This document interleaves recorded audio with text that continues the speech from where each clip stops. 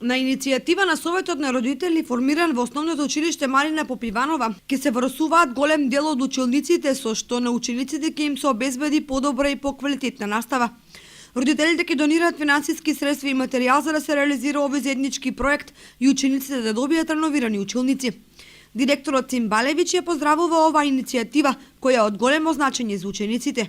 Од иницијативата од последниот состанок пред недела дена за донирање на родителите во вид на материјал, финансиски средства или работна рака за освежување, односно врсување на училниците.